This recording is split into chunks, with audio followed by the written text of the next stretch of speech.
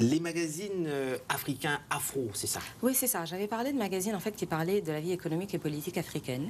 Et il y a un autre style de magazine africain qu'on peut retrouver à Montréal, dans tous finalement les libraires, etc. C'est des magazines pour femmes africaines et antillaises la plupart du temps. Il y a tous ceux qui sont américains qu'on connaît, il y a Ebony, Essence, etc. Mais il y en a des francophones, bien entendu. Et je vais commencer donc Ebony, c'est pas francophone, ça? Non, c'est en anglais. C'est des anglophones et d'ailleurs qui sont faits aux États-Unis. Par contre, il y en a quelques-uns qui sont faits, bon, la plupart du temps en France, mais par des Africains. Et non pas en Afrique, mais en France. Voilà, la plupart du temps quand même. Par des Africains. Oui, effectivement. Par des Africains ou des Français. Okay. Comme c'est le cas du premier, Amina, dont je vais vous parler, qui est quand même le légendaire Amina. C'est le plus connu des magazines pour femmes africains. Et d'ailleurs, il n'est pas nécessairement uniquement pour femmes. Il est lu un peu quand même. Par les hommes aussi. Voilà, parce qu'il est tellement incontournable. Il date de 1971. Il a été créé par un Français justement qui s'appelle Michel de Breteuil. Donc c'est un magazine en fait qui... Il devait aimer la femme noire, mais on le comprend. Okay. Et donc en fait, Amina, c'est le magazine de la femme, où justement ça s'adresse à la femme africaine, à la femme antillaise, parce que ça s'appelle quand même pas mal de la Guadeloupe, de la Martinique, etc. Et c'est un magazine qui est un peu critiqué parce que il n'a pas beaucoup changé, c'est-à-dire depuis qu'il existe, depuis 1960. C'est très très conservateur. Au niveau du look, en tout cas du magazine, et de la qualité du magazine en termes de, si on veut, de visuel et de photos, il est quand même, moi, depuis que je suis née, vraiment, Amina est tel qu'il est. Et quelque part, c'est un peu réconfortant. C'est-à-dire que c'est bien de voir quand même qu'il ne change pas. Et il y a quand même des choses qui sont incontournables dans Amina, à savoir donc l'édito de Aïssatou Badiallo, qui le fait depuis 1971. C'est vraiment la reine, quoi. C'est vraiment la reine. Et la photo, d'ailleurs, est la même depuis des années et des années également de l'éditrice. Donc je me demande comment elle a dû changer. Et également, une autre chose qui est vraiment très, très reconnue, c'est le fameux photoroman de Amina, quand même. Le fameux, il y a un photoroman black. Il y a le fameux photoroman. Des histoires d'amour. Absolument, des histoires d'amour. Et je pense que ça doit être quand même l'un des derniers magazines qui a un photoroman. Et ça, c'est très très suivi par. Mais écoutez, Amina, il existe depuis 1971. Et c'est vendu beaucoup? Ah, ben oui, et vous voyez, il est disponible partout dans le monde. Je pense que partout où on est africain, on va trouver Amina. Donc c'est vraiment, vraiment quelque chose de génial. Un autre magazine dont je voulais vous parler, qui est moins connu et qui est plus jeune, il s'appelle Brune Magazine. Et justement, il est fait pour les femmes qui, en manière générale, sont brunes, les femmes de couleur. Il a été créé en 1991 par une sénégalo-martiniquaise qui s'appelle Marie-Jeanne Sarbin-Thomas, qui était avant la rédactrice en chef d'un autre magazine qui s'appelle Diva.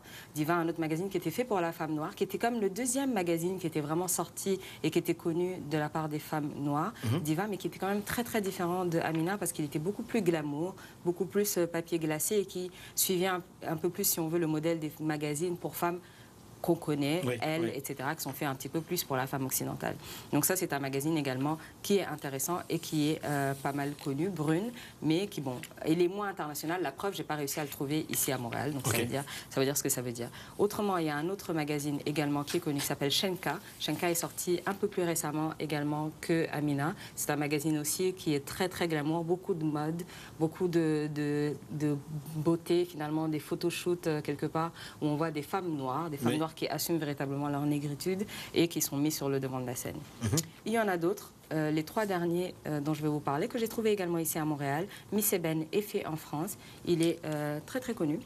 Il existe depuis quelques années maintenant et il a tendance à faire, si on veut, référence non seulement à la femme noire, mais surtout également, il parle quand même beaucoup des femmes noires américaines, donc un peu de ce qui se passe aux États-Unis, des grandes stars, comme on va le voir sur cette première page-là.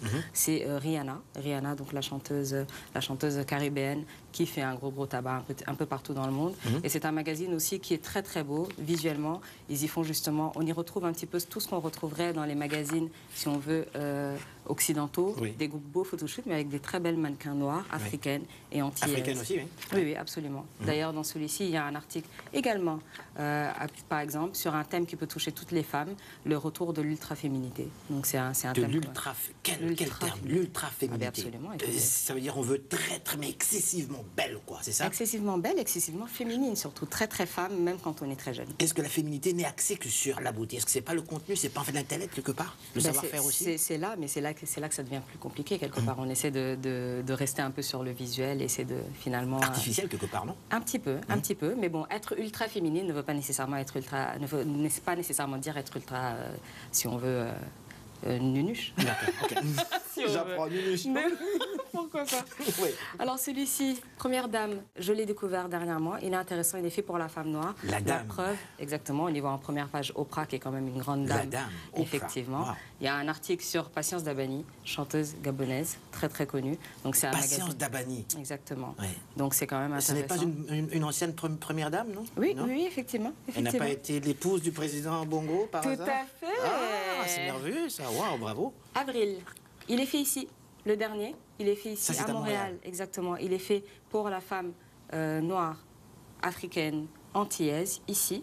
Et donc, c'est intéressant quand même qu'il y en ait un qui est fait ici pour nous et par nous, quelque part. Donc, je voulais vous en parler. Et voici donc des magazines pour femmes africaines. Bien, franchement, merci très à vous. infiniment. Alors voilà, donc restez là. Nous sommes de retour tout de suite après ces réclames publicitaires.